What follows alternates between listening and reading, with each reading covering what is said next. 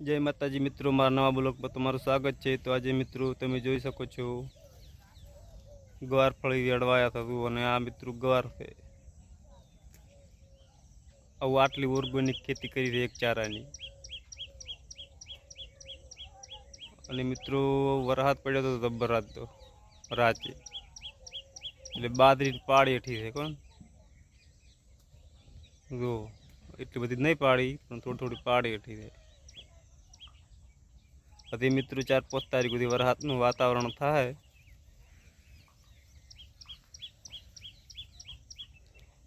और मित्रों आ पेड़ी है ने चोरा फरी है ने आ गवार है ने आ बधु काकड़ी है। काकड़ी पण कड़वी है नहीं, काकड़ी कड़वी है मीठी है कड़वी है। तो मित्रों मारा ब्लॉग में तमे जोड़ाया रहो।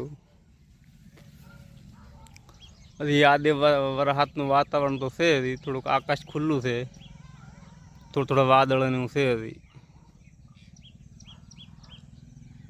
अभी रात आवे सी खबर। तो मित्रों मारा ब्लॉग में तमे जोड़ाया रहो। अमे ब्लॉग समाप्त करीए छीए।